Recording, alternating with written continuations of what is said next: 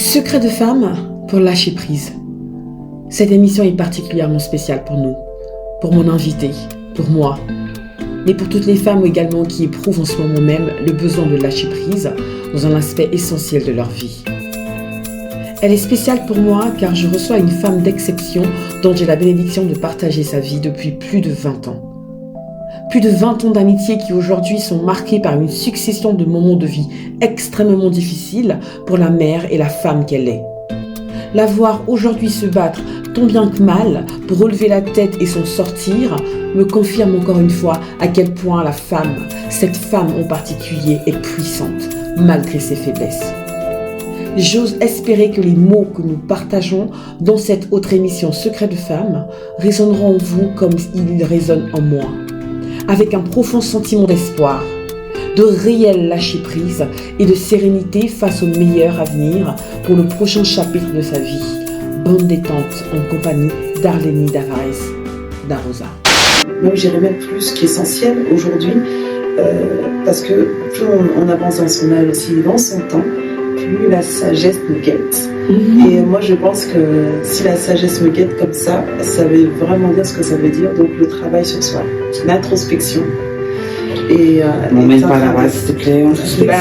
L'introspection, il faut que je donne la main aux autres pour pouvoir les emmener, parce que c'est une étape de la vie, mine de rien. Donc, tout ce qui va être contrôle, tout ce qui va être colère et mélange d'émotions, comme j'ai expliqué tout à l'heure, il va falloir, avec le temps et le recul, le mettre un peu de côté et avancer autrement, en fait. Parce que quoi qu'il arrive, on aura beau dire ce qu'on veut, malheureusement, on ne pourra pas toujours avoir le contrôle sur tout. Et en plus, c'est encore évidemment, le résultat est important, mais moi, j'ai plutôt le voyage, c'est plutôt le processus, les actions qu'on met en place pour atteindre cet objectif-là, en fait, qui est un peu important. Ça reste une curiosité, mais c'est aussi quelque chose de bon à partager, en fait, pour se dire, dans la vie, il faut avancer, il faut savoir avancer. Amen to that.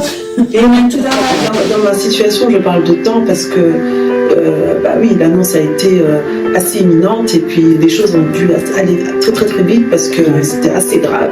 Et donc tout s'est enchaîné. Donc on n'a pas réellement le temps de réfléchir, mais l'après-coup, je pense qu'avec l'adrénaline aussi, on se dit oui quand même. Donc le luxe, non, pour le coup, j'aurais bien voulu avoir le luxe. Justement, t'as pas eu le luxe de faire à côté de l'autruche, justement. Non, j'ai pas eu le temps. J'ai pas eu le luxe de faire ça. Non. Et puis je pense qu'avec le temps et le recul, peu importe ce qui va m'arriver dans la vie, je pense pas que je prendrai le luxe de faire la politique de l'autruche avec le temps et le recul, parce que j'ai pas envie. Pour le coup, exprimer ses émotions, c'est une bonne chose. Faut les faire ressortir pour mieux avancer aussi. Et de faire j'insiste là-dessus, mais frayer son chemin de vie avec le lâcher prise. C'est beau ça, frayer son chemin de vie. Vous écoutez là, vous qui nous écoutez là, si jamais vous avez une idée en tête, vous avez un besoin et que vous avez la capacité, ne serait-ce que de 1% de pouvoir réaliser cette idée-là et que vous ne le faites pas, péché. Ah oui, péché. Je redis encore, c'est péché. On est bien d'accord. Faites-la cette idée. Oui, comme tu dis souvent, il ne faut pas souvent le dire, mais c'est surtout qu'il faut le faire.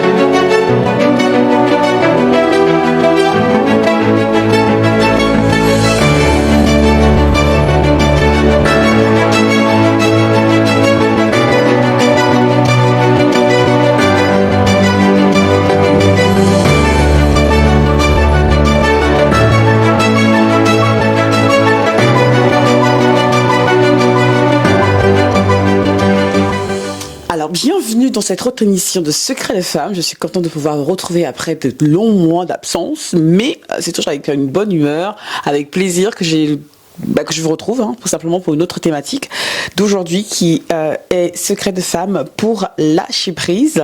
Comme vous connaissez un peu le principe de l'émission, ça sera en 2 parties et je suis heureuse d'être accompagnée aujourd'hui d'Arlénie Tavares d'Arosa. qui est donc secrétaire médicale, mais qui a plusieurs autres casquettes. Elle se fera un plaisir de se présenter très brièvement avant de pouvoir se prêter au jeu des questions et des réponses de Secret de Femme. Le principe, comme vous le savez, donc, j'aurais même pour me présenter, je pense que à force qu'ils nous connaissent, qu'ils nous suivent, savent à peu près qui je suis. Je suis Linda Moutomé, l'une des 2 co-animatrices de The Focus, le média qui vous valorise, madame, dans votre rôle de maman et de professionnelle et qui vous aide à élargir votre zone de confort. Cela étant dit, c'est parti pour présenter notre cher invité. Comment vas-tu? Je vais très bien, merci, toi? Merci, écoute, merci d'avoir accepté l'invitation pour cette émission. Qu'est-ce que tu peux dire à peu près sur qui tu es brièvement pour les personnes qui ne te connaissent pas encore, ma chère? Alors moi qui suis déjà venue sur... c'est vrai, c'est quoi, c'est la 3e fois, 4e fois, je sais plus. C'est la 3e fois, oui. Ouais. Donc moi qui suis... on va dire une adepte de The Focus depuis le début. T'es à la maison, ma chérie, t'es à la maison. Je suis à la maison, ce qui est le cas pour le coup. Donc du coup, je m'appelle Arlénie, j'en suis à ma 40e année de vie. Ouais. Et je suis maman de 2 enfants, une pré-ado qui a 11 ans et un petit garçon de 7 ans. D'accord. Et, je suis secrétaire médicale depuis 10 ans et ce métier me plaît et je m'y sens bien, donc pour l'instant c'est ok. Donc du côté de la vie professionnelle ça va et j'en suis plutôt contente. Ouais. Et je suis contente aussi d'être là à cette émission aujourd'hui pour partager ce moment. De toute façon, c'est comme tu le sais, hein, c'est à la bonne franquette, c'est une conversation entre femmes pour un sujet que tu as choisi. Oui. Je vous rappelle le principe quand même, mesdames, parce que vous avez sur la plateforme Secret de Femme, donc www.secretdefemme.thefocus.fr, vous avez pléthore de thématiques qui touchent la femme, la mère et la pro. Et c'est vrai que donc Arlénie a pris le temps de regarder parmi soixantaine, 80, je sais même pas combien de thématiques il y a. Tellement. Beaucoup de thématiques. Elle a pris le temps de chercher la thématique qui lui parle, qui lui a fait le plus mouche, pour pouvoir ensuite donc proposer la thématique qui va suivre, donc Secret de Femme pour lâcher prise. C'est en 10 questions. 10 questions donc les 5 premières questions vont constituer la première partie de cette émission et les 5 autres, la seconde partie de l'émission. Le principe est simple, je pose des questions, il y a 10 questions, donc je vais les lire et puis au fur et à mesure de la conversation, de l'échange, Arlénie va nous partager ses réponses de manière spontanée, mais j'ai envie de dire... On va le faire peut-être pour la 2e partie parce que il y a quelque chose de nouveau là, il y a une espèce de petite tirelire là au début, là, tout au milieu de la table. On va en parler juste à la fin de la première partie. Okay. Je fais un petit teasing comme ça, tu vois, un truc assez soft, rapidos. Alors c'est parti pour la lecture des 5 premières questions qui constitueront cette première partie d'émission. Let's go. Alors, je vais lire les 5 questions et après je reviens de la première et tu vas me donner tes réponses. D'accord, pas de problème. Alors la première question, donc vous pouvez vous rendre sur la plateforme pour que vous puissiez y avoir accès aussi également. De toute façon, le lien sera mis. Première question, c'est quelles sont les situations dans lesquelles tu as du mal à lâcher prise? Liste-les. La question numéro 2, comment se manifeste en toi le manque de lâcher prise? Fais-tu face à tes émotions négatives ou les enfuis-tu au fond de toi par peur de perdre le contrôle? Ça, c'est la question 3. Elle pique un peu celle-là aussi. Elle pique. La question 4, c'est t'est-il déjà arrivé de perdre le contrôle? Et la question 5, par laquelle je terminerai pour cette première partie d'émission, est comment t'es-tu senti? Vous avez vu, hein, les questions, elles sont imbriquées un peu toutes ensemble. Exact. Parfois, elles sont un peu indépendantes les unes des autres. Et bien souvent, comme tu l'as vu pour toutes les autres thématiques, elles sont suivies. Enfin, elles se suivent et elles se... Bien sûr. Prête pour la première partie de l'émission? Allez, c'est parti. C'est parti.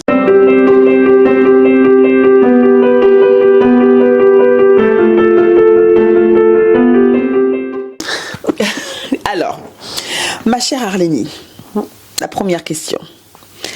Quelles sont les situations dans lesquelles tu as du mal à lâcher prise? Liste-les. 2, ça suffirait, je trouve.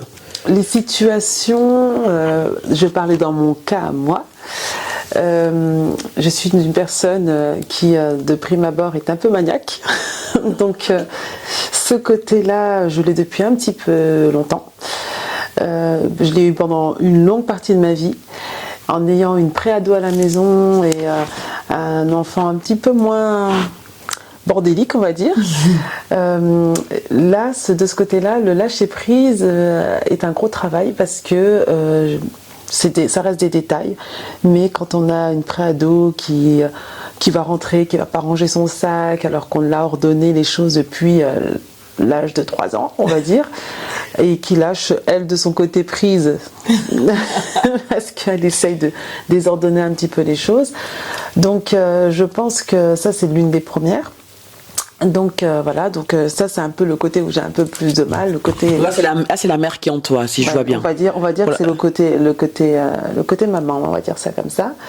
Si on part dans le côté professionnel, puisque c'est un peu aussi la base de The Focus, en tout cas de ce que représente la femme dans The Focus, si on parle un peu de ça, le côté professionnel, c'est tant que je n'ai pas fini mes tâches administratives en tant que secrétaire médicale, je ne peux pas quitter mon cher bureau parce que j'aime bien que les choses soient ordonnées.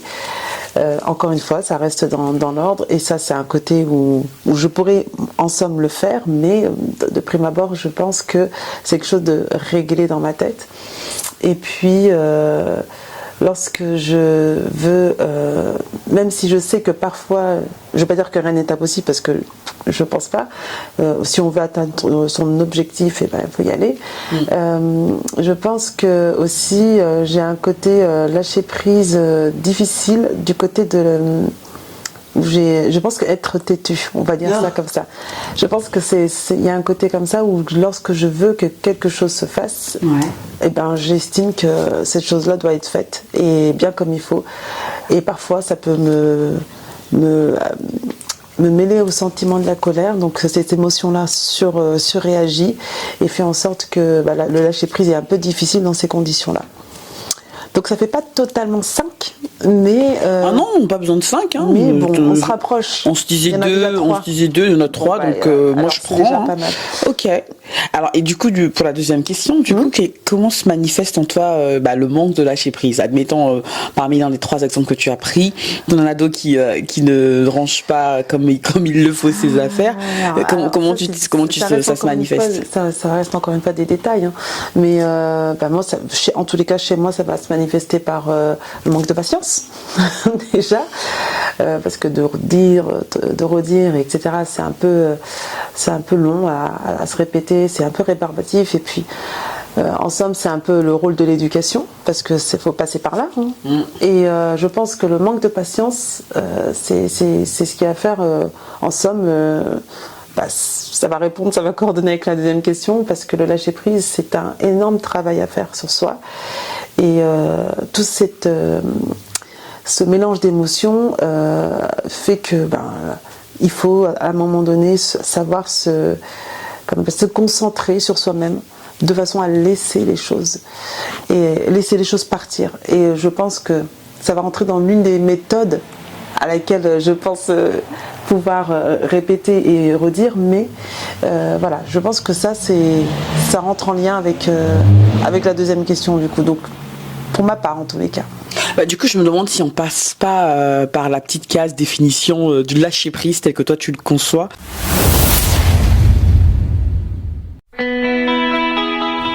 Prendre part au masterclass Secret de Femmes, c'est être au contact de femmes positives et réellement bienveillantes.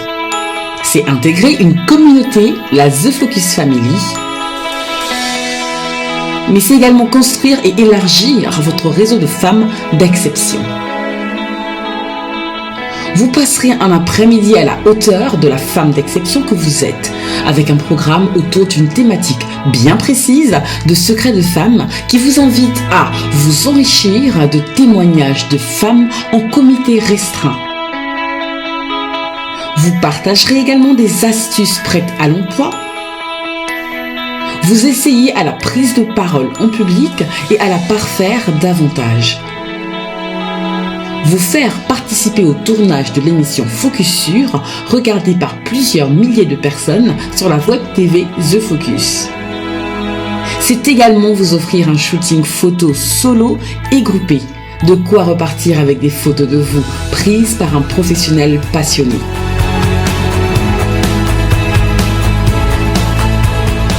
Peu importe ce qui aura fait le plus vibrer votre cœur, mesdames.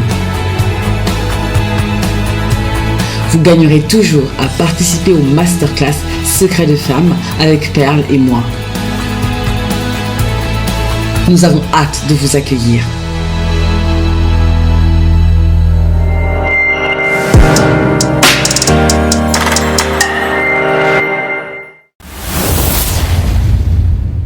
Si tu veux que j'y aille, parce que là je réfléchis à haute voix comme ça, pour moi, alors le lâcher prise, il y a une notion oui, effectivement de perte de contrôle, mais de ne pas en souffrir, tu sais. Oui. Moi aussi je suis maniaque du contrôle, moi pour le coup, j'adore contrôler les choses. Et on se soigne avec du. Et le pire, c'est que je pense que ça s'est exacerbé avec quand je suis devenue maman. Mais paradoxalement aussi, c'est aussi ça qui m'a un peu qui est en train de me guérir, parce que j'essaye de me guérir pour certaines choses, parce qu'effectivement il y a des choses sur lesquelles on n'a pas de contrôle. Oui. Et je crois que le lâcher prise intervient lorsque on a besoin de ne pas en souffrir. Oui, totalement. De ce manque de contrôle. D'où le fait qu'il faut faire ce travail sur soi, Ouais. pour que justement le contrôle, je pense qu'à un moment donné dans sa vie, c'est plus quelque chose qui va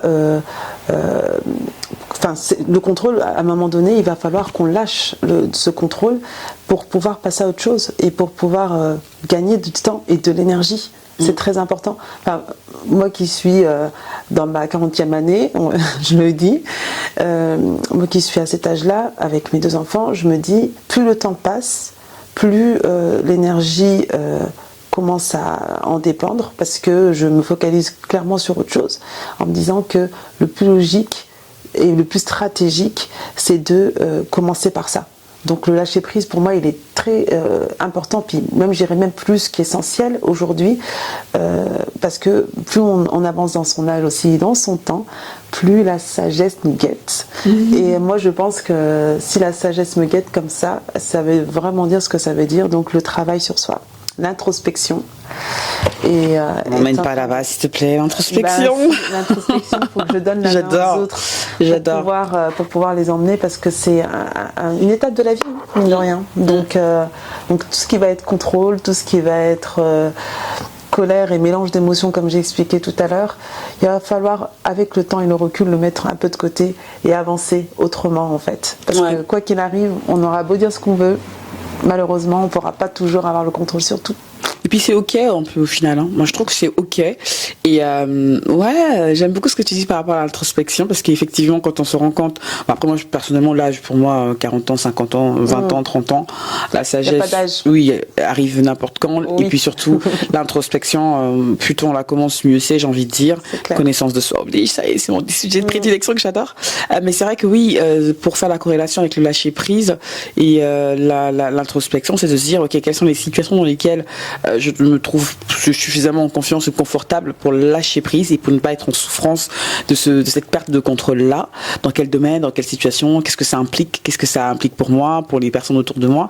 Et j'aime beaucoup parler de son intérieur, de ses émotions, de qu'est-ce que je ressens le fait de pouvoir lâcher prise, qu'est-ce que je ressens dans le fait de ne pas pouvoir lâcher prise, comment ça se manifeste, est-ce que je crie, est-ce que je tape une crise d'angoisse, est-ce que toutes ces questions-là vont me permettre moi de pouvoir exprimer certaines émotions, quand je dis exprimer, pour moi c'est les lâcher après, c'est les sortir, c'est les évacuer. C'est une manière de faire les choses, donc, effectivement, donc il y a des méthodes pour ça.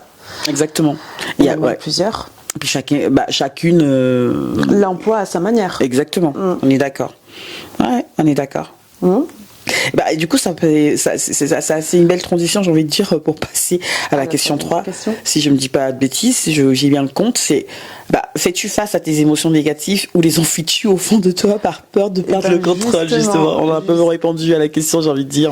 Justement, je suis un peu mitigée. Donc cette question, elle est très importante parce que à l'heure actuelle, par exemple, où je vis une période pas simple dans ma vie, donc les émotions se mélangent, encore une fois, et donc le travail d'introspection prend plus forme parce que quand on arrive à une étape de sa vie où on a toujours fonctionné pareil, avec cette façon de faire, ce contrôle, etc., on se dit c'est comme ça, c'est pas autrement, on estime qu'à un moment donné, non, c'est plus comme ça, c'est pas, et que ça pourrait être autrement.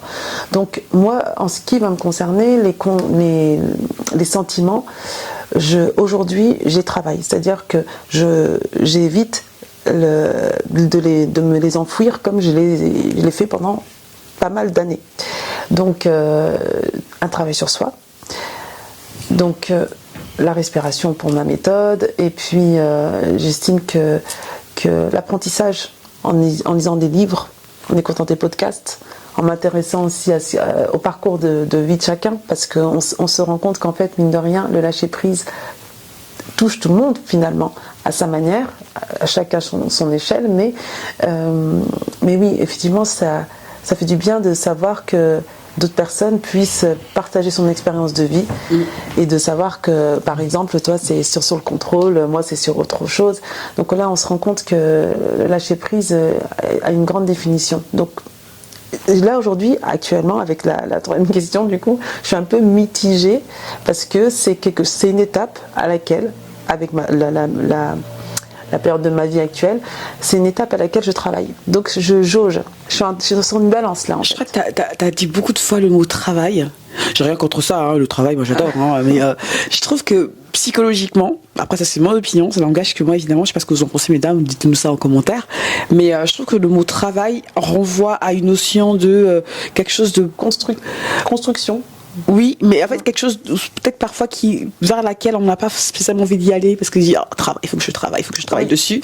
Ouais. Et moi j'aime bien remplacer le mot travail par voyage, par tu vois, par exploration, ça reste toujours l'exploration de l'intérieur de soi. Ouais, mais disons que moi, en tout cas moi comme je dis c'est psychologique dans ma tête, je me dis bah écoute, je vais faire un voyage vers qui je suis. Plutôt que de me dire le travail d'introspection, je vais faire un voyage vers le questionnement de mes émotions, parce que la période dont tu parles, moi je la connais, je l'ai traversée, je la traverse encore un peu, j'ai envie de dire, même si c'est pas la même intensité, c'est pas exactement la même situation, mais quoi qu'il en soit, ça reste quand même beaucoup d'émotions négatives. Exact. Et je crois qu'on a eu aussi notre manière un peu différente de pouvoir traiter la situation. Maintenant, après, c'est très en lien avec qui nous sommes de manière respective. Et c'est vrai que moi, quand on parle de faire face à ces émotions négatives, ou les enfuis, évidemment, moi je les enfuis pas. Moi j'en fuis. Soit on les exprime. Ah non, mais moi j'en fuis aucune émotion. La joie, la colère, tout ce que tu veux. Je n'enfuis aucune émotion. Mais justement, il ne faut pas les enfouir. Ouais, parce que je crois que c'est dangereux. Bah oui, je pense qu'à long terme, ça peut l'être parce que. Encore une fois, donc on va parler de voyage. En faisant le voyage intérieur, on se rend compte qu'en fait, si on lâche pas prise, finalement, ça nous fait pas du bien de l'intérieur en fait. Quelque part, ça nous déconstruit et puis ça nous permet pas d'avancer en fait. Donc les enfouir, non, c'est pas une bonne chose. Et c'est vrai que le travail ou le voyage, effectivement, peut permettre d'être entre guillemets guéri. Je parle d'une guérison sans parler pour autant d'une pathologie en fait. C'est pas pathologique. Ouais, non, ouais, je vois ce que tu veux dire. La guérison. C'est puissant ça, c'est d'être guéri. Oui, d'être guéri parce que c'est le chemin de la vie en fait qu'on emprunte. Et ce chemin-là, mine de rien, chacun y va à sa manière. Peu importe l'âge, j'entends bien encore une fois, mais ça nous permet de step by step, de monter marche par marche. Bah ouais. C'est soit les monter ou soit les redescendre en fait. Donc si on peut éviter de régresser dans la vie, c'est une bonne chose. Et avec le lâcher prise un peu plus chaque jour, c'est aussi bien. Ouais. Donc si demain les chaussettes traînent par terre, c'est pas grave. On les ramassera après-demain, on verra chaque chose en son temps. Ouais. Après, moi, je me suis bien relativisé. Je me dis, il n'y a pas mort d'homme. Ça, c'est peut-être quand je suis devenue maman aussi. Je me suis dit, parce qu'avant, je pétais un câble pour un ami ou pour un autre. Bah oui, non, mais il y a des trucs par terre qui traînent. Il y a des miettes, tu viens de passer l'aspirateur, le petit arrive pour prendre son goûter, et puis il te renverse tout. Oui. Et j'ai même une anecdote complètement dingue. Je voyais mon fils, le deuxième, donc qui est en train de prendre son goûter, et il veut prendre, en fait je le vois aller vers sa main, aller vers je crois que c'est non pas un jouet, parce que j'aime pas quand ils ont les jouets à table pendant qu'ils prennent leur goûter, mais qui voulait prendre un deuxième cookie ou un truc dans le genre.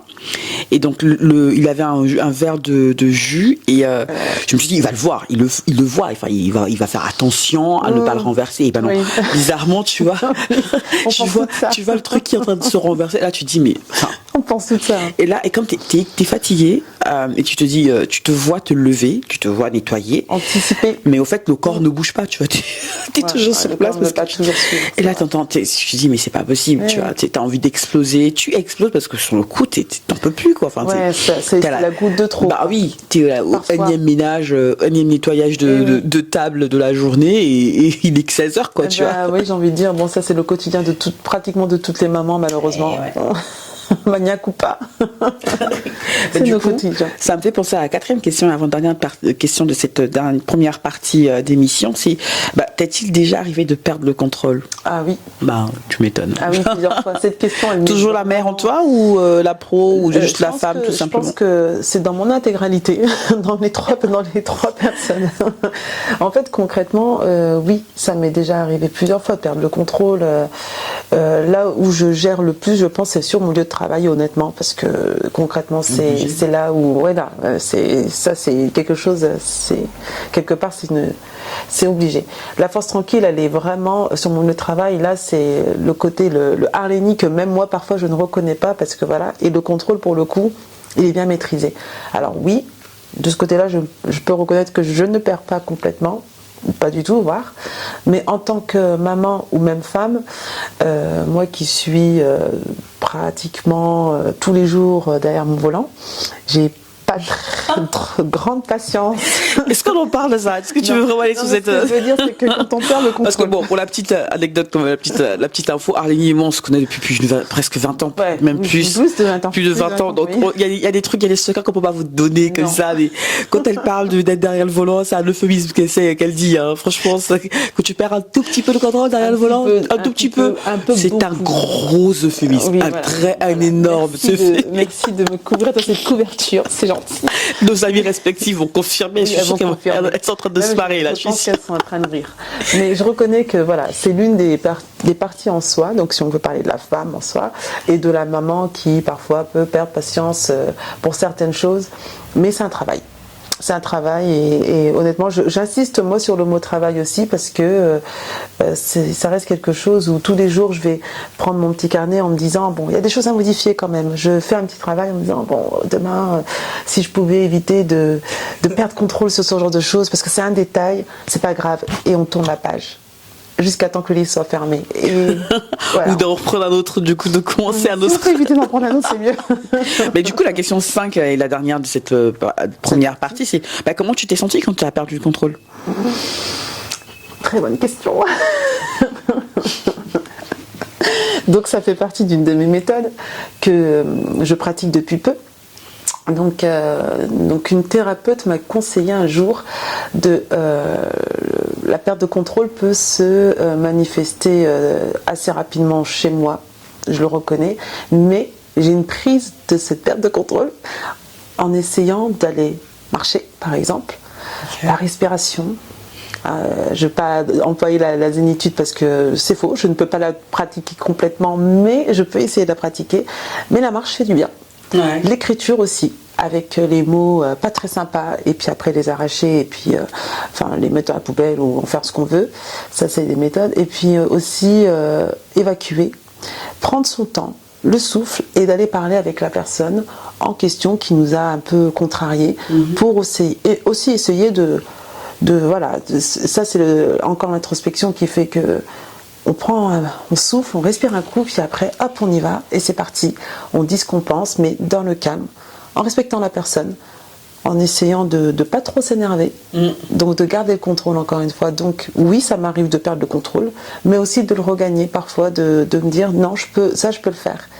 Et j'apprends seulement, mais étape par étape. Ouais, c'est très beau.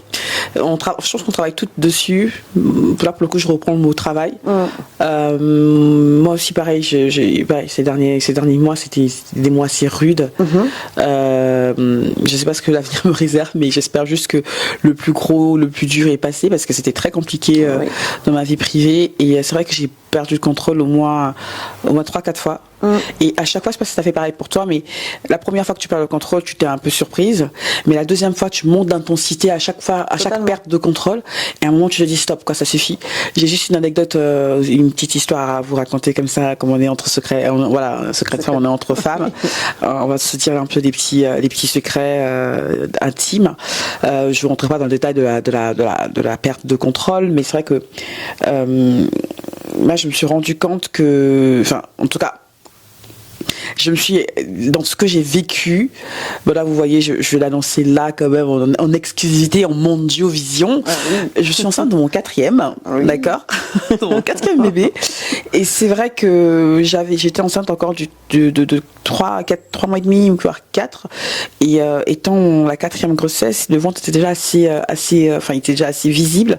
Pour ceux qui me connaissent, j'ai un ventre plat de manière assez pour toutes les grossesses.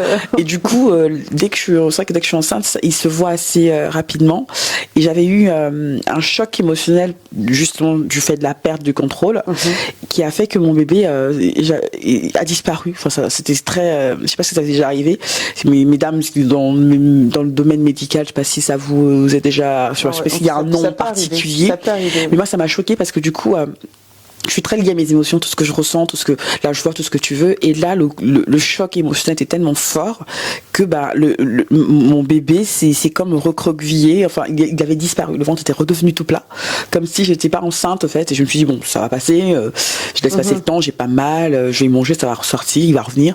Et ben non. Et ça s'est passé à partir de 10h30, 11h, et jusqu'à 18h, le ventre était plat. C'est-à-dire que je reportais des vêtements, des chaussures, des pantalons aussi serrés, comme si j'étais enceinte, quoi. Grossesse, quoi. Et du coup, j'appelle une amie commune, une amie qui comme une sœur, et qui me dit, écoute, n'attends pas, Linda, d'avoir des douleurs. Va à l'hôpital, va aux urgences. Vaut mieux y aller pour rien, plutôt que d'attendre qu'il y ait un problème qui se déclenche. Et c'est vrai que ce que j'ai ressenti à ce moment-là, c'est une grosse culpabilité. Donc ça, c'est la mère, je pense. Une énorme culpabilité de me dire, purée, quelque part, t'as cherché la situation. Quelque part, t'es allé chercher t'es un peu allé à la confrontation, et t'étais pas prête justement à accueillir cette émotion-là. T'étais pas prête à gérer la réaction de l'autre en face. Et le fait que cette personne-là réagisse aussi, toi, à quelque part, pas à tes provocations, mais à cette conversation qui n'était pas prévue. Et les réponses que j'ai eues m'ont tellement chamboulé que mon bébé, au fait, pour la faire simple, s'est mis debout. Voilà. Derrière, qui s'est mis debout. Quelque part, un peu comme mon retrait. Absorbé. Ouais. Ah non, mais c'était affreux. La perte de contrôle, elle a été absorbée. Ouais. T'as l'impression que le bébé, au fait, a ressenti cette forte émotion négative, ce choc que j'avais pas su exprimer, parce qu'après j'ai continué ma journée comme si de rien n'était, avec les 3 autres enfants qui te sollicitent parce qu'ils ont faim, parce qu'ils ont ceci, parce qu'ils sont cela. Et du coup, j'avais un peu dit, voilà, je vais enfuir tout ça, ça va passer.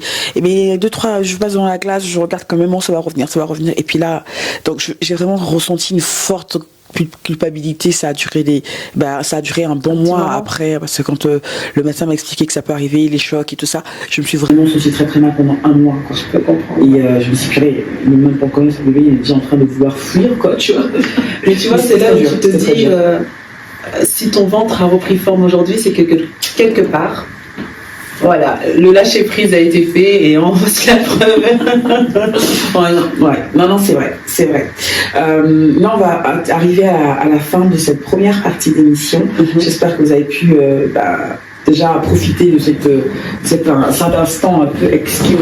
Je savoure toujours. Moi aussi, je savoure bien.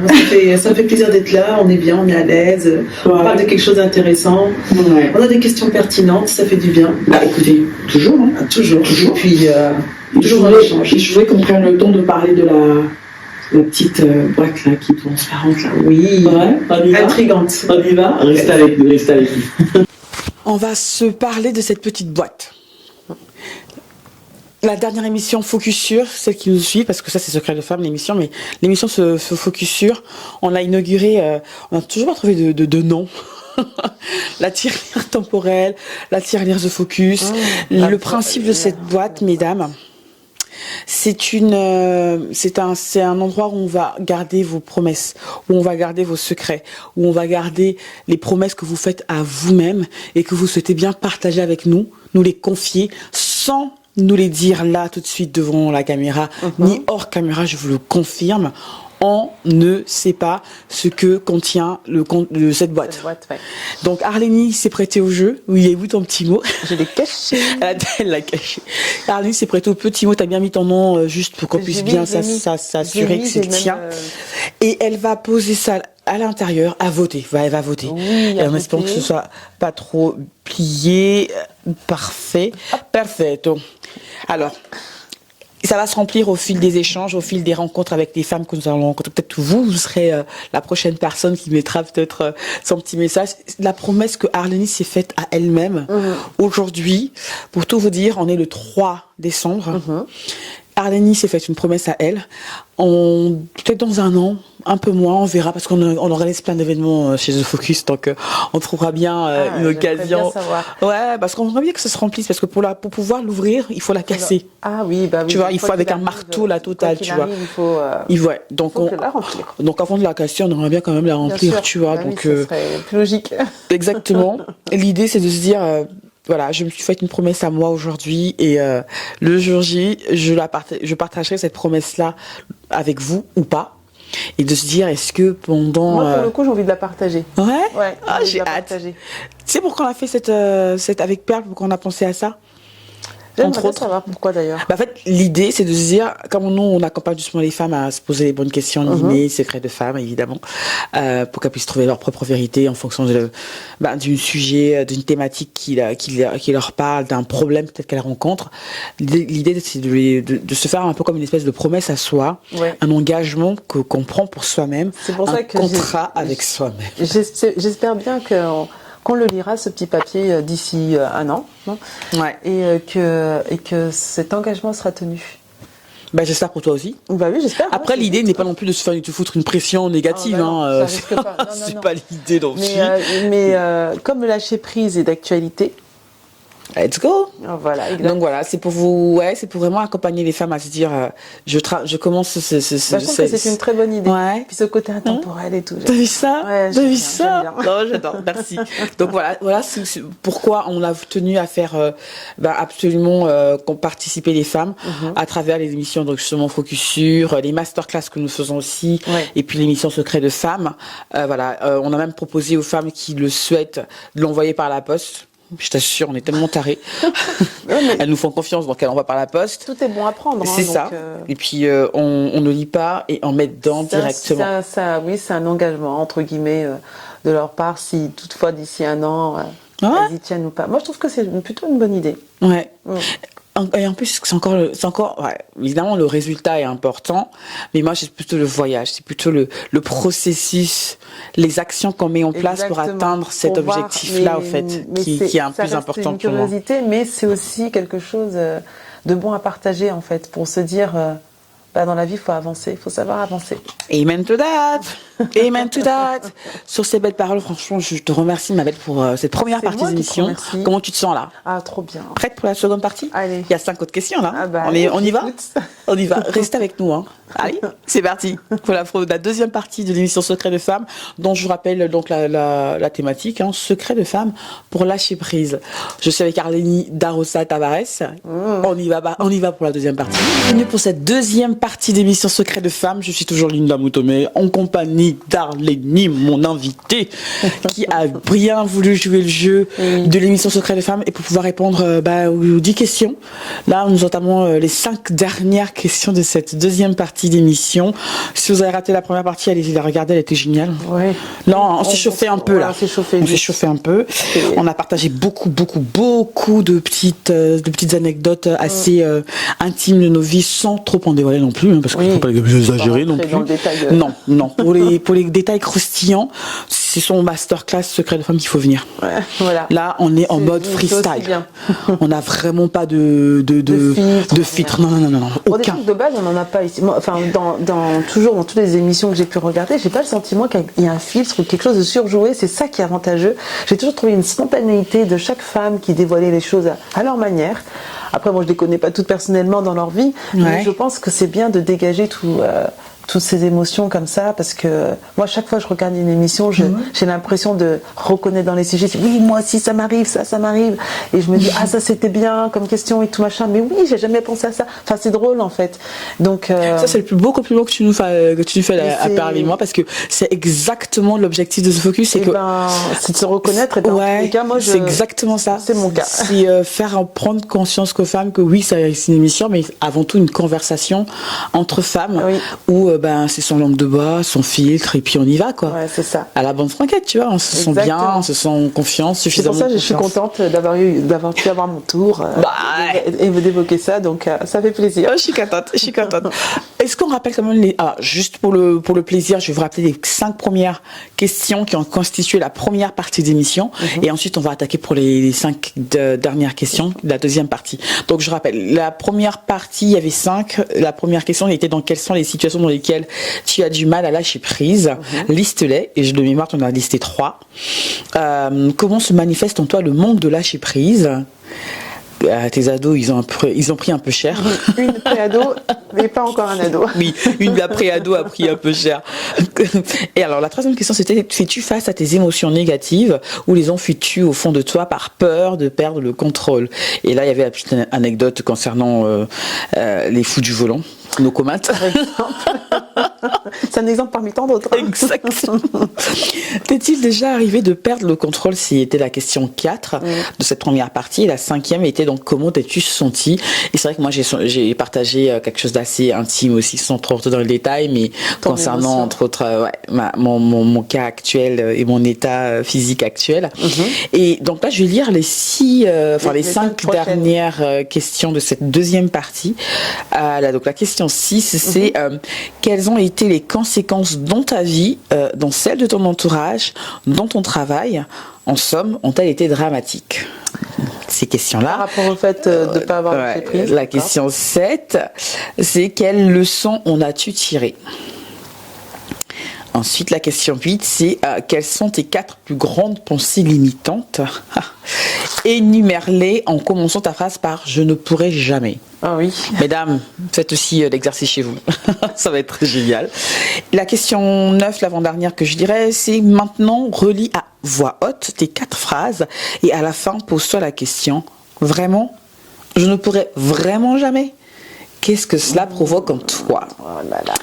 La question 10, la dernière de cette série de 10 questions et donc de la deuxième partie, c'est pour finir, remplace le « je ne pourrai jamais » en « et si j'osais ».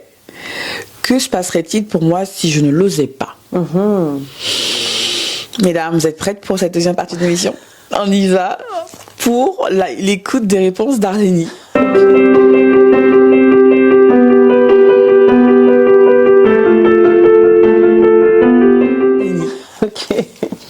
Alors ma chère, je te rappelle la question 6. Quelles ont été les conséquences dans ta vie, dans celle de ton entourage, dans ton travail, en somme, ont-elles été dramatiques? Donc les conséquences du fait d'avoir perdu le contrôle, comment tu t'es senti en ayant perdu le contrôle, et du coup quelles ont été les conséquences dans ta vie?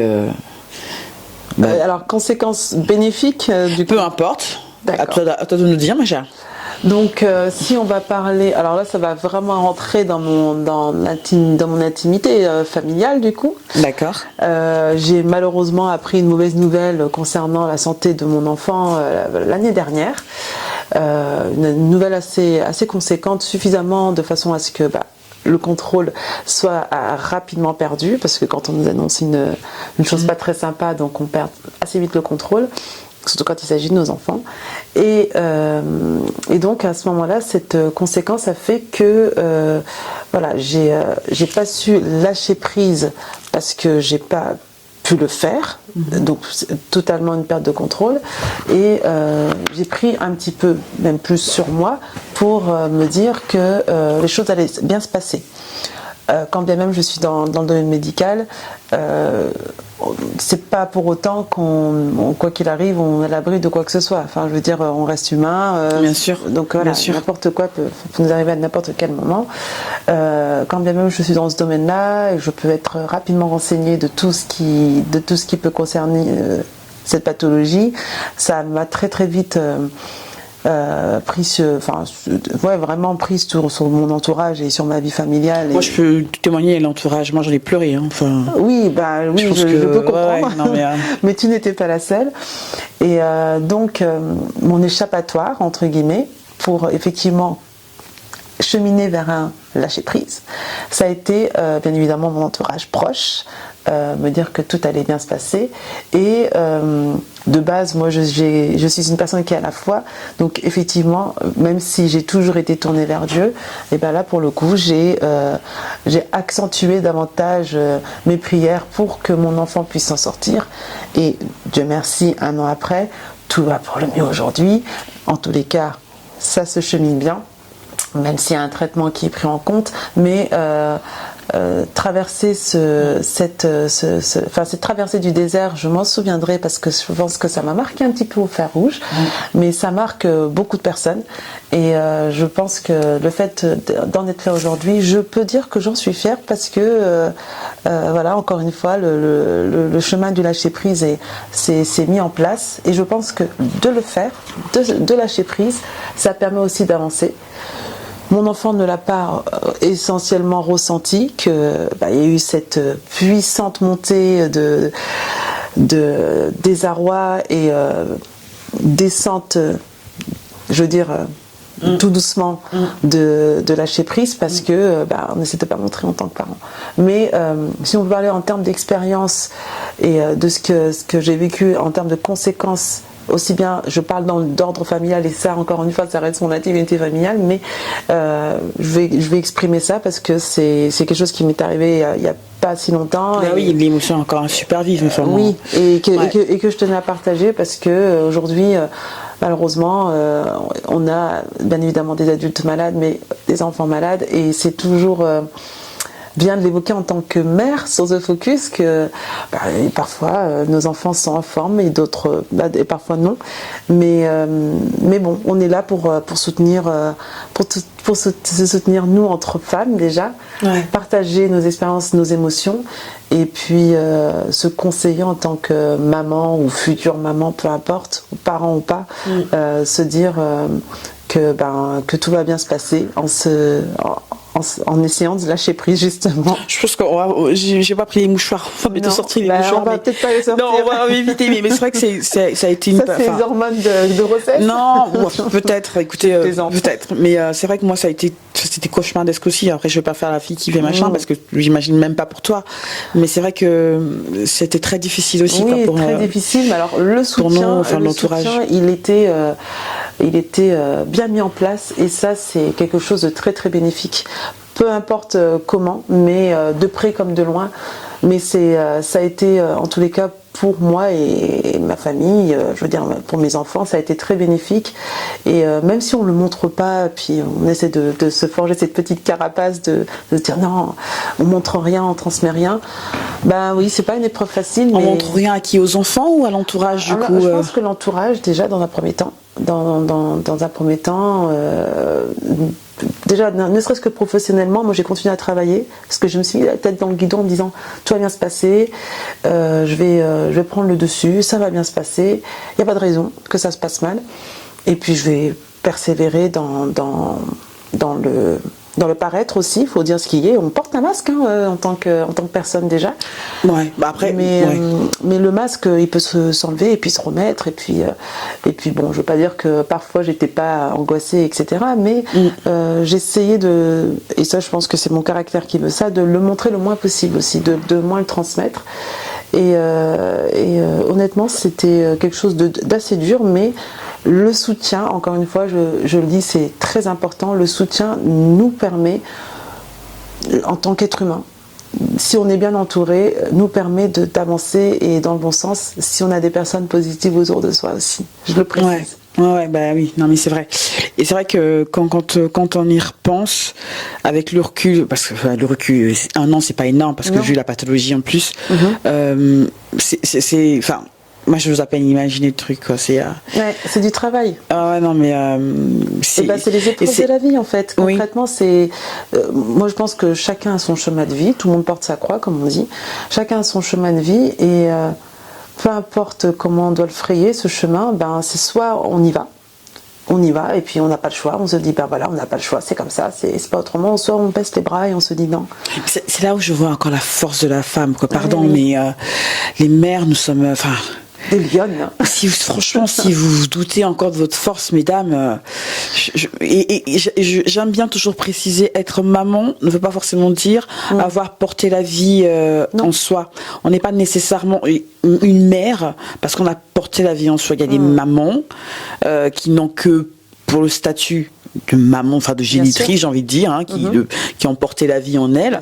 Il y en a d'autres qui ne peuvent pas avoir d'enfants, mais qui ont adopté et qui sont aussi des mères tout aussi investies et fortes.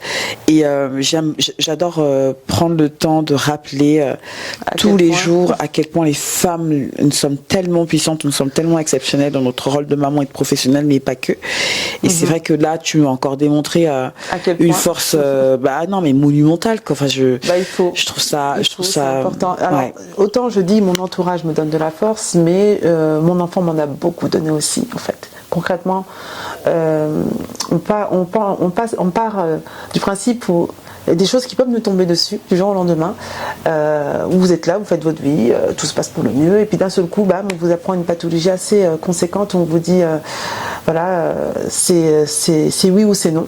Ça veut dire ça passe ou ça casse. Et on vous dit. On est d'accord, et ça passe ou ça casse. La casse, c'est la mort. La casse peut être pour être très tout à fait.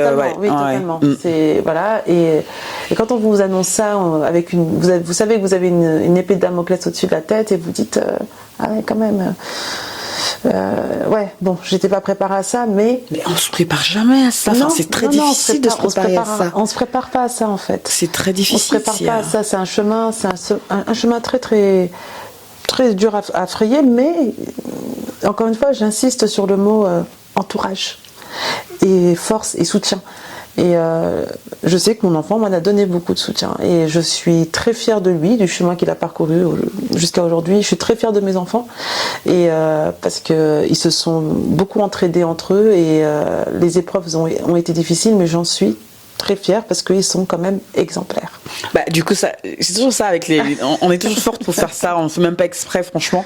C'est très. En fait, t'as déjà pris de l'avance, j'ai envie de dire, sur la question d'après, lui, parce que du coup, quelle leçon on a-tu tiré? Les leçons peuvent être plurielles. Alors, et je crois que tu as déjà mis le doigt dessus en partie, mais est-ce que tu voudrais compléter au doigt de la fierté que tu as pu ressentir pour tes enfants? Au-delà de la fierté, l'exemple.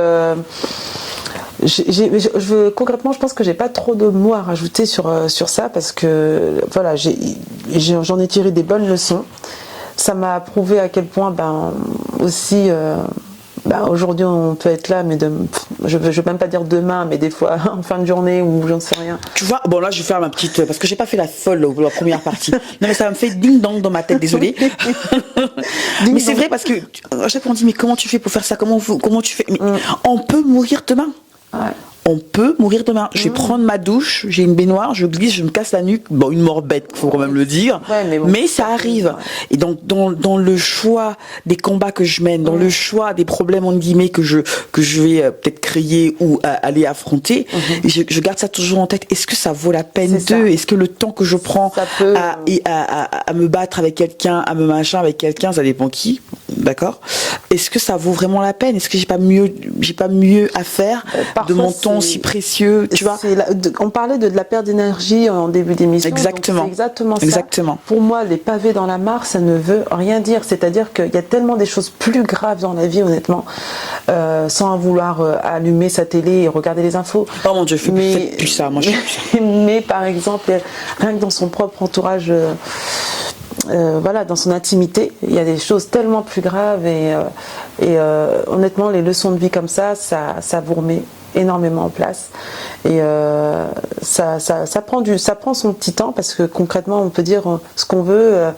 c'est un coup derrière la tête, mais quand on se relève, on se dit ah oui quand même. Mais on se relève. On se relève. Faut pas perdre de vue cette. Non, c'est l'objectif, c'est de se relever, d'être positif, d'avancer et de se dire que ok, ça c'était hier. On verra demain. Pas de politique de l'autruche par rapport à ce qu'on vit comme émotion, comme situation difficile.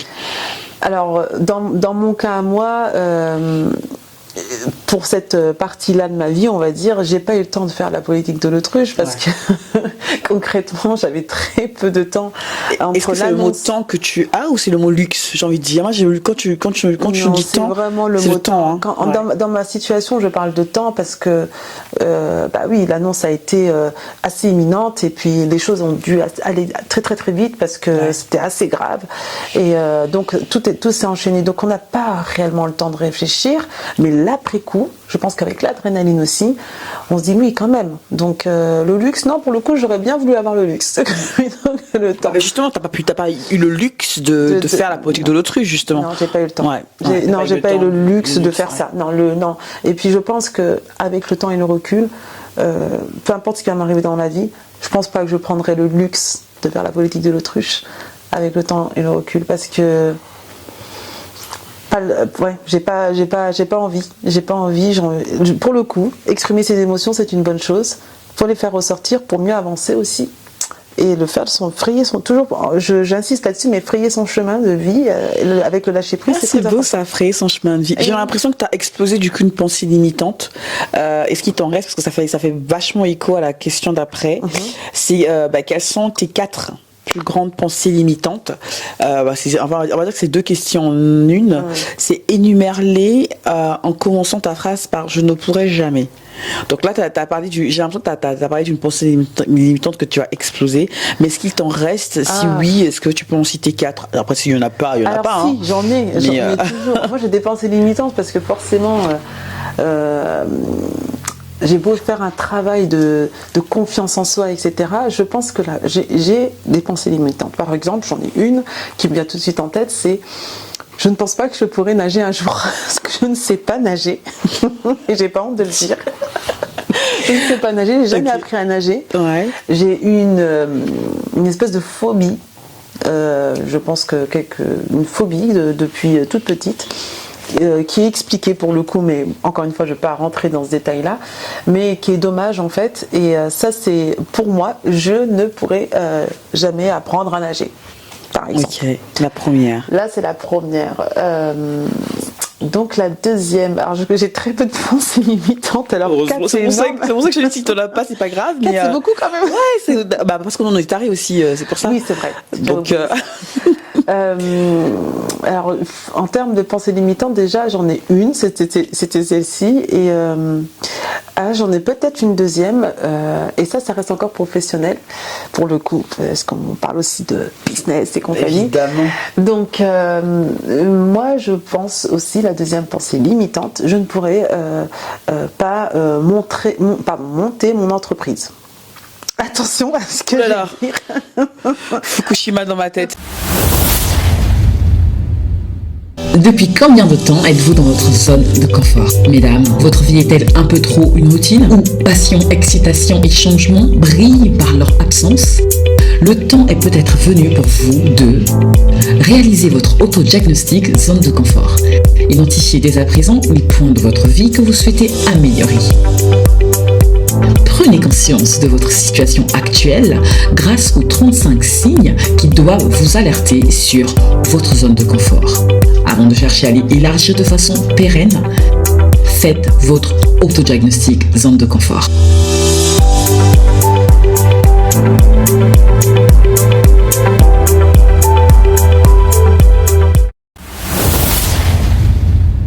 Ma tête. C'est choquant là ce que tu viens de me dire, ma chérie. Je n'étais pas prête. Non. Comment ça? Pourquoi? Attends, justement, si on part dans l'ordre. Attends. J'aime bien chauffer un peu les quelle esprits. histoire ça? Ça sort d'où ça? D'où? Comment tu peux me lâcher une bombe comme ça en plus en Mondiovision là? Je pourrais même pas la couper au montage, tu vois. Ah ben non. On va garder, on va garder. La spontanéité. Mais attends, mais je n'étais pas prête. Comment ça se fait? Alors, justement, ça répond pas aux autres questions d'après, justement. Je sais pas, bah attends, je suis encore restée bloquée. Je ne pourrais pas monter moi. Pourquoi? Je pense que, concrètement, c'est le manque d'organisation. Pour ma part, c'est le manque d'organisation pour tout ça. Ça nécessite énormément d'organisation et je pense que moi qui disais que j'étais organisée, et c'est vrai que j'ai ce côté-là maniaque, à partir du moment où j'ai le contrôle sur quelque chose que je peux maîtriser, d'accord, mais quand on parle de mon entreprise, je pense que ça va au-delà pour moi de mes capacités. Je sais pas pourquoi je l'entends comme une espèce de gros défi à relever, mais voilà, c'est ça. On en reparlera dans 3 ans ou dans 5 ans. C'est pour booster, peut-être moins, parce non, que là, on sait jamais de ce que j'ai mis dans ta boîte. Franchement, Darnel, tu me regardes là, voilà un défi. Non, parce que tu vois, Darnel, je suis désolée, ça fait 7 ou 8 ans que je lui casse les oreilles avec le business. Des business à tout bout de champ, parce qu'avec mon mari, du coup, on a des idées toutes les 5 minutes, lui, toutes les secondes. Ouais. Et un bon jour, Darnel s'est aussi réveillé dans ça. Darnel dirait ça il y a 7 ans. Je me suis dit, bon, c'est normal, tu vois. Ouais. Limite, c'est même pas un défi, c'est Darnel. Déjà. Et si elle a réussi à faire, enfin, si j'ai réussi à lui casser les oreilles avec ça et qu'elle a réussi à sauter le pas. Oui. Et pourtant, on se parle beaucoup au téléphone. Hein. Non, je désespère pas. C'est un gros défi à relever, là. Exactement. Oh purée, non, tu peux pas dire ça. Si. Non, Fukushima dans ma tête, là. C'est pas possible. C'est pas possible. Ah ouais, non, mais ça, c'est une possibilité qu'on va exploser. Encore la nage, j'ai envie de te dire, bon, c'est pas grave, tu vois, la nage. Voilà. Bon. Je suis passée d'une extrémité à une autre. Ouais, mais là, non. J'aime bien. Tu sais ce qu'on va faire? Non, mais là, c'est pas chauffé. Là, tu m'as fait exploser le cerveau, là. Ce qu'on va faire, tu vas monter dans ton entreprise, tu auras tellement d'argent. Parce que tu vas résoudre un gros problème, que tu vas acheter une grosse baraque avec une piscine. Parce qu'en plus, t'as une piscine chez toi, c'est ça que je comprends pas. Oui. Et tu vas apprendre à nager. Comme ça, enfin, il va en faire 2 ans. Là. Et oui, parce que l'un ne va pas sans l'autre, on est bien d'accord. C'était un test. Hein. Je vais pas m'en remettre, je crois. J'aurais du mal à m'en remettre. C'est pas possible. Non, mais je pense que créer son entreprise, peu importe dans quel pays, on est bien d'accord, ça nécessite beaucoup d'organisation. Et je parle en toute sincérité, pour ma part, c'est ce manque d'organisation que je crains. Hein. Je pense que c'est plus une crainte. Oui, on parle de pensée limitante. Donc, oui. Limitante. Donc, alors, si on part sur vraiment 4 pensées limitantes. Mais attends, je suis encore dessus, moi. Je suis désolée. Du coup, attends. Mais, du coup, ok, c'est une crainte. Mais est-ce que tu as l'envie? Oui, honnêtement, je pense que j'ai l'envie. Parce que j'ai beaucoup d'idées. Ah, bon, c'est qu'une question de temps, alors. Voilà, ça me rassure. Mais c'est bon. Qui se met un peu dans ma tête. Oh, mais c'est bon, ça va venir. Ça va venir, ça me rassure. Mais oui, tant que l'envie est là, oui. C'est juste que ça trotte dans ta tête, le temps que ça arrive, là, le petit chemin. Non, ça va venir. Ça va venir, il n'y a pas de raison. Oui, je pense que c'est. De toute façon, avec Darnel et moi, on va forcément t'embarquer mais je sais que je suis très très bien entourée, ça, c'est une certitude. Énorme. Et tu voulais parler d'une 3e peut-être pensée limitante? Non, parce que concrètement, les pensées limitantes, je sais que je peux en avoir. Elles sont peut-être éparpillées dans ma tête à droite et à gauche. Mais je me teste. Encore une fois, l'introspection. C'est-à-dire qu'en fait, je me dis, il n'y a pas de raison que tu n'y arrives pas. Et ça, c'est ma phrase boost. En fait, tous les jours, un peu tout le temps. Il n'y a pas de raison que tu puisses pas le faire. Il n'y a pas de raison que, voilà, si j'ai envie aujourd'hui prendre, je rêve d'aller au Japon depuis 2-3 ans. Et je me suis dit, pour mes 40 ans, j'irai au Japon. Bon, malheureusement, j'ai des événements dans ma vie qui ont fait que je n'ai pas pu y aller. Pour le coup, c'est pas une pensée limitante parce que même si ce voyage est pour moi important, parce que c'est quelque chose que je voulais faire pour mes 40 ans. Même si ce voyage il est important, j'y vais seule dans ce voyage. Je ne parle pas du tout japonais. C'est pas grave. C'est pas grave. 2-3 mots. Hein. 2-3 mots et encore... je ne vais pas les prononcer parce que j'ai pas envie de trop ridiculiser. Mais bon, honnêtement, je pense que ça, c'est quelque chose qui me tient à cœur et que je ferai. Et pour le coup, c'est pas une pensée limitante, je te l'accorde, mais c'est des choses qui honnêtement ont mûri dans ma tête parce que je m'auto-convainc que je peux le faire.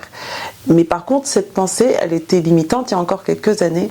Je redoutais les voyages seuls. Je ne sais pas pourquoi, alors que j'adore ça, voyager seul. J'adore prendre un car et puis... la preuve. Trajet, traverser la France sans me soucier de quoi que ce soit, sans me dire, voilà, même si j'ai plus un dos d'étudiante de 20 ans comme je faisais à l'époque, mais dormir dans un car et partir traverser la France, oui, ça c'est des choses où il y a encore quelques années, je me disais, je me tâtais de le faire, mais là aujourd'hui je me dis non, je le fais, point à la ligne. On verra bien. Preach girl, preach. Bon, bah ça c'était génial comme exemple. Une bombe que tu lâches et puis une autre où tu dis c'était plus vraiment une mais pensée comme je suis bien entourée pour visiblement ma future entreprise, donc ça va, j'ai plus de soucis, donc on peut la soustraire des pensées limitantes. Bah oui, après il y a plusieurs actions possibles pour pouvoir rentrer, pour pouvoir créer son entreprise, j'ai envie de dire. T'es pas obligé de partir toute seule pour la faire. Bien sûr. On peut avoir créé une Gardel et moi par exemple, et toi venir être associé sur ton entreprise avant de pouvoir par contre ta propre entreprise aussi. Donc oui, je ne désespère pas. Non, moi non plus, je désespère pas. Et je sais que pour le coup, la phrase boost est toujours dans un coin de ma tête, donc ouais. Ça c'est déjà une bonne chose. Ma chère Arlénie, et si on passait à la question 9? Je t'écoute. Maintenant, tu relis à voix haute tes 4 phrases et à la fin, pose-toi la question. Vraiment? Je ne pourrai vraiment jamais? Qu'est-ce que cela t'évoque en toi? Donc vraiment, tu ne pourras vraiment jamais créer ton entreprise? Ouais. C'était pas ça ma première question. C'est pas grave. Mais... alors, tu ne pourras vraiment jamais nager? Alors ma première question, je ne pourrais pas dire je ne pourrais jamais nager. Je redoute, j'ai encore cette phobie en moi parce que voilà, même si j'ai une piscine à mon domicile, mais je redoute parce que c'est quelque chose qui se travaille, hein. Ça s'appelle quand même une phobie, donc faut pas l'oublier. Et non, honnêtement, je pense qu'avec le temps, je peux apprendre à nager. Et je serais fière de le faire parce que quand je vois mes enfants nager dans la piscine et qui font des longueurs, en veux-tu en voilà, j'ai envie de leur dire mais moi aussi j'ai envie de faire pareil. Mais non, je pense qu'un jour j'apprendrai réellement à nager, vraiment. Et qu'en est-il de la bombe que tu m'as lâchée? Que je t'ai lâchée. Laisse-moi boire un peu. J'ai failli tomber en syncope, je vous assure. Alors pour cette question, comme j'ai dit tout à l'heure, je pense être très très bien entourée, suffisamment pour me dire que il n'y a pas de raison de ne pas le faire et que le jour où je me lance vraiment, je saurai vers qui me tourner. Après, cette direction, par exemple. Après, je pense qu'on n'est pas toutes amenées à créer des entreprises, non. Mais ce qui m'a rassurée tout à l'heure quand je t'ai posé la question de savoir si tu en avais envie, tu m'as dit oui. Donc moi, c'est ce qui m'importe. À partir du moment, moi, je crois dur comme fer que lorsqu'on veut, on peut. Donc quand on a cette envie-là, peu importe le temps que ça prend. Que si Dieu nous prête vie quand même, parce que ce serait... Oui, il faut dire aussi. Je crois que c'est important de déjà d'avoir envie. Maintenant, là où, comme j'aime bien me définir comme boosteuse commerciale, mais pas que, c'est que je me dis toujours que quand on a envie de faire quelque chose et que l'envie devient forte, plus grande, que ça se transforme en besoin, à un moment, il faut s'écouter, il faut se lancer. Et pas se trouver des excuses. Non. Vraiment, il faut s'écouter, il faut se lancer, il faut élargir sa zone de confort parce que totalement. Oui, on ne sait pas de quoi demain est fait, on ne sait pas si on sera encore là demain. Et je pense qu'on a suffisamment vécu d'expériences, de situations dramatiques ou non dans nos vies pour se dire pourquoi attendre? What the hell? Just do your thing, girl. J'ai une amie qui me dit souvent d'ailleurs. Tu vois? Oui, j'ai une amie qui me dit souvent non, moi je ne comprends pas pourquoi j'ai décidé de mettre ça dans un an alors que je pouvais le faire maintenant. Et faut la présenter cette amie-là. Et j'aime beaucoup son mindset. Oui, tu m'étonnes que tu l'aimes beaucoup son mindset. Certainement qu'elle a été inspirée par toi. Certainement. Ah, tu parlais de moi? Je n'avais pas compris. Désolée. Je n'avais pas compris. Je parlais de toi. J'étais à milieu, je croyais que c'était vraiment quelqu'un d'autre. Mais ça prouve que t'as pas la grosse tête. Non, hein. mais- Ça, de ce côté-là, y a pas de Non, parce que, problème. en fait, j'arrête pas de le dire, nous, dans notre, de plus de focus, mais avant ça, j'ai que des femmes un peu folles comme moi, si ce n'est pire, de Ouais. mon entourage. Du Ah oui, coup, oui, c'est vrai. Tu peux trouver pire. tu vois, toujours. on peut toujours, enfin, pire ou mieux, ça Pire dépend ou de mieux, quel ça point de vue dépend. on se On place. est bien mais, d'accord. j'étais Mais- pas, ouais, je pensais pas Mais que je me c'était moi. souviens que plusieurs fois, et là je peux me permettre de le dire parce que tu l'as déjà suffisamment répété dans Secret de femme, que lorsque tu étais déterminé à faire quelque chose, qu'en fait finalement, non, si une idée te venait à la tête, il n'y a pas de problème, hein, ton ordi n'est pas très loin, ton idée aussi, et à 2h, 3h du matin, c'est bon, c'est fait. Mais c'est Et comme ça que très c'est né en inspirant. plus la plateforme. Et c'est C'est comme mon ça mari, que- ouais, c'est mon mari Et- qui avait donné Et l'idée. c'est pour ça que c'est très exemplaire et vraiment, quand tu dis boosteuse, c'est vrai que c'est le mot qui t'approprie vraiment parce que à chaque fois je me dis mais parfois je me dis même tu viens traverser mon esprit en me disant qu'est-ce qu'elle aurait fait Linda.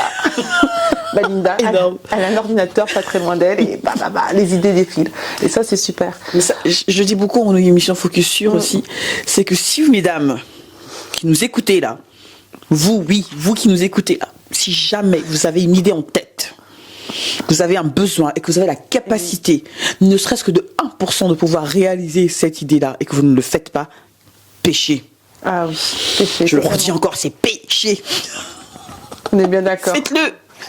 Faites-la cette idée. Oui, comme tu dis Concrétisez-la, souvent, Il essayez. faut pas souvent le dire, mais c'est surtout qu'il faut le faire.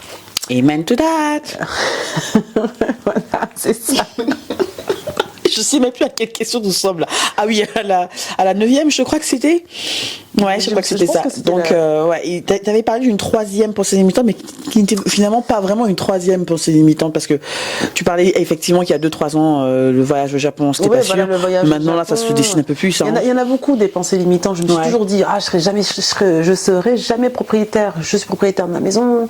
Il y a plein de choses comme ça où je me suis dit, je me suis mis des freins dans ma vie et finalement, les freins se sont décantés de par eux-mêmes parce qu'en fait, je me dis non, il n'y a pas de raison que je n'y arrive pas en fait.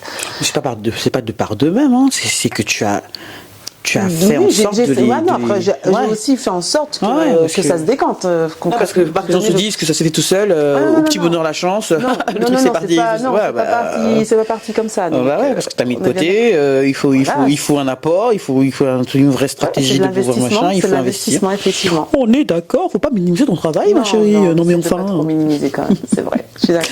Alors la 10e question. La 10e, c'est pour finir, remplace le je ne pourrais jamais en et si j'osais. Que se passerait-il pour moi si je ne l'osais pas? Donc tu vois, si j'osais, donc on remplace je ne pourrais jamais nager, je ne pourrais jamais monter mon entreprise. Rien que de dire cette phrase, ça me tue. Oui, j'ai vu ça. Et si j'osais nager, et si apprendre à nager, et si j'osais monter mon entreprise, que se passerait-il pour moi si je ne l'osais pas? Imagine, tu n'oses pas aller prendre des cours de natation, tu n'oses pas monter si je ton ne prends pas de entreprise. cours de natation, par exemple, ce qui est vraiment tout bête, moi je le redis, c'est une vraiment phobie. Bah oui. J'évite de me promener sur le bord des quais juste pour pas avoir. Si je vois quelqu'un se noyer et de pas pouvoir l'aider, par exemple, ça c'est D'accord. une phobie, pas vraiment de faire ça. Bon, après. Étant à mon domicile avec mes enfants à la piscine, je les surveille un peu plus que le lait sur le feu, même s'ils savent nager. Mais j'ai toujours cette crainte et je redoute de voir quelqu'un se noyer et pas pouvoir le sauver. Ça, c'est quelque chose de dramatique en moi. Donc c'est pour ça que j'évite de marcher au bord des quais. C'est vrai, c'est stratégique, je le reconnais, mais la phobie ne se contrôle pas toujours. Donc si je n'osais pas, voilà où est-ce qu'on en serait. C'est-à-dire que je pourrais pas sauver quelqu'un. Donc il faut que j'ose, pour le coup. Il faut que j'ose, faudrait vraiment que j'aille. Après, bon, moi, j'ai mon esprit taré, et puis vu l'heure qu'il est, pardonnez-moi, mesdames, je vais partir un peu en vrille. En même temps, si quelqu'un est sur les quais, j'imagine, je suis en train de me balader, je suis sur les quais, la personne tombe, je pense qu'elle veut peut-être se suicider, hein. Pas Peut-être. vraiment, hein. Ah bah, si t'es bourré, je sais pas quelle heure, et Voilà. oui, mais si tu te promènes à quelle heure? Tu te promènes à 2h du matin au bord des quais? Pourquoi? Si c'est en pleine journée que tu vois quelqu'un tomber. Il y a beaucoup de quais. Oui, mais Je me justement, promène pas tous oui, les mais soirs, je ne te vois pas te lever à 2h du matin pour aller faire une Non, balade non. et que tu vois quelqu'un tomber dans les temps. Mais Je pense que même dans la journée, je sais pas, mais même moi dans ma tête de taré, je me dis mais attends, la personne elle se promène et puis elle tombe dans les quais, elle veut se suicider. Si je vais et que je sais pas nager, c'est sûr que je serai la première à mourir. sais va pas, m'embarquer par avec exemple, elle. Elle se promène sur les quais, elle fait un malaise, voilà. Bon, Oui. après, moi, ce que je pourrais faire, c'est appeler les pompiers. J'ai précisé que j'avais une attitude de taré, hein. Oui, c'est vrai, On est c'est d'accord. vrai. Mais c'est T'as juste que je me commencé dis, par ça, attends, on est sur les quais, c'est agréable, tu marches, tu te balades, et puis la personne elle tombe, peut-être qu'elle veut se suicider.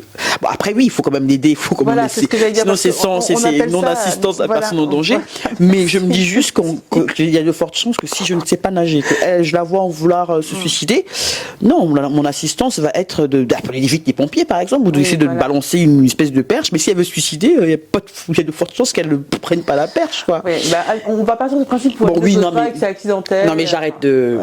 J'ai quand même précisé que c'était un peu truc taré. Oui, c'est vrai, tu l'as précisé. Bon, qu'est-ce qu'il en est du coup, ton entreprise, là, si j'osais.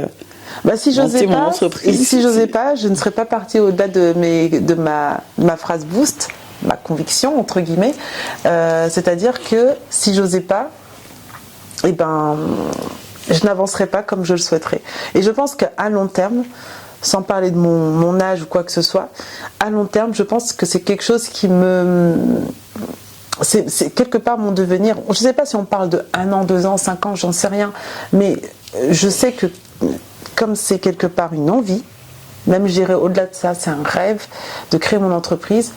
Je pense que tu vois, c'est bon ça, c'est plus de l'envie là, c'est maintenant un rêve. Oui. Oh mais c'est bon, dans 1 an tu crées ton entreprise, attends. Voilà.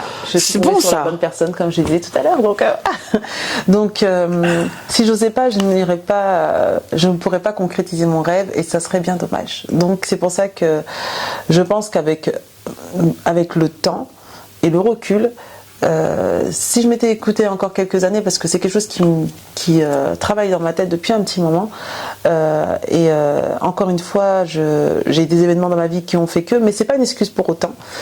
Il y a encore 5 ans en arrière, j'étais dans cette perspective d'idées et on m'avait énormément encouragée pour le faire et bien entourée d'ailleurs. Et je pense que le manque de courage, il a pris le dessus.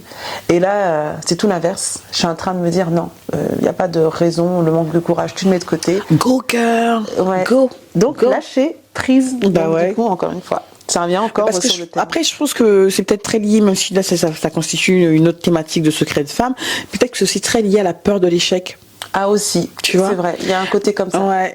Il y a un côté comme beaucoup d'entrepreneurs ou d'entrepreneurs en herbe, parce qu'après il y a plusieurs stades d'entrepreneuriat. Je veux dire, il y a plein de gens qui se disent j'ai un ordinateur, je crée une entreprise, je suis entrepreneur, je suis pas toujours ça. Et puis l'investissement aussi, parce que là on peut mettre, tout dépend de ce qu'on veut créer, j'entends bien. Ouais. Mais il y a la vie de famille qui rentre en compte. Il y a la vie professionnelle actuelle, comme je travaille, donc voilà, il y a ça qu'il va falloir mettre de côté puis gérer. Donc, mais encore une fois, c'est pas des gros obstacles. Donc, c'est des défis à remonter. C'est bien pour ça qu'on parle de pensée limitante, c'est dans la tête. Hein. Exactement. C'est pour ça. Le mot limitante, il est bien placé. Mais le travail sur soi, l'introspection et le lâcher prise. Pour finir, parce que c'est très important de se dire non, il n'y a pas de raison. Ça, je le mets de côté. Advienne que pourra, on verra. On investit, on fait, on va, on essaie. On recommence. Jusqu'à temps ajuste. que... Voilà, exactement. Et c'est exactement ça. C'était une belle émission. Ouais. C'était un bon partage. On aura bien resté. Ça faire un ton un petit peu de tristesse là. Oui, parce que c'est la fin, il n'y a plus d'autres questions. Et je suis contente d'avoir passé ce moment avec toi et de l'avoir immortalisé. J'ai hâte que nos enfants regardent ça quand ils seront plus grands. Ouais. Ils comprendront de quoi on parle à cette période-là, notamment pour ton enfant. Mes enfants que j'embrasse de tout mon cœur. Merci d'être mon boost de tous les jours parce que heureusement que c'est clair. Moi, ils nous rendent dingues, mais bon. Mon Dieu. Mais sans eux, qu'est-ce qu'on ferait pas? Si, on devient maso et schizophrène en même temps, tu vois. Quand ils sont là, ils nous rendent dingues. Mais quand ils sont pas là, on est en mode, mais ils sont où? Enfin bref. Mais oui, qu'ils vont regarder cette émission-là et puis qu'ils seront tous fiers, j'espère. Ils m'ont encouragé tout à l'heure en me disant, vas-y, maman, tu peux le faire et tout ça. Donc, je les embrasse bien fort et bien évidemment, je suis très fière d'eux. Bah oui, non, mais moi, je suis très émue, je suis très contente qu'on ait pu faire cette émission, qui est en plus un peu improvisée, même totalement improvisé. Totalement. Comme d'habitude à la bonne franquette, j'ai envie de te dire. Totalement. Et j'espère que vous avez passé un très bon moment en notre compagnie, mesdames. J'espère aussi que vous aurez envie de vous retrouver quelque part ici, à la place d'Arlénie, ou quelque part où vous êtes, dans notre ville. Peut-être dès qu'on a une caméra, notre micro, on peut faire l'émission Secret de Femme n'importe où. C'est très spontané. J'aime beaucoup la spontanéité. C'est très authentique. Ça donne envie justement de partager plus. On est beaucoup plus ouvert quand ce sont des questions qu'on ne prépare pas forcément. Tant que la thématique vous parle, c'est le plus important. Et parlant de thématiques, il y en a combien? Je sais, j'ai pas compté. En tout cas, moi aussi, j'ai pas pu. J'ai pas compté. Il y en a plus d'une soixantaine, c'est sûr. On est peut-être dans les 70, presque 80, et ça veut dire qu'il y a minimum 800 questions, parce que chaque thématique a minimum 10 questions, certaines même en 3 questions de plus, 3 questions bonus en plus des 10. Et ces questions-là, ces thématiques-là sont inspirées justement des émissions, des échanges que nous avons avec des femmes qui nous écrivent, avec des femmes qui nous contactent, avec des femmes que nous contactons, avec notre entourage, avec notre propre expérience de vie à Perle et moi.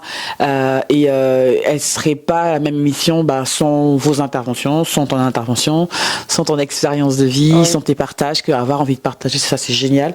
Donc si vous avez envie de partager un bout de votre vie, de maman, de professionnelle, de femme tout simplement, choisissez une thématique, contactez-nous, et puis il y a toujours moyen de pouvoir faire l'émission en distanciel. On a fait dans les anciens formats, les anciennes émissions, vous envoyez vos audios, vos réponses audio, et puis moi je prendrai plaisir à vous écouter, à commenter en étant assise là toute seule, à faire une espèce de conversation différée. C'était plutôt mal aussi. Je pense que les gens ont plutôt aimé ce format-là. Donc, il n'y a rien d'impossible à ce que les femmes peuvent accomplir ensemble, pour citer notre chère Michelle Obama. Donc voilà. Merci, mesdames, d'avoir pris le temps de nous écouter.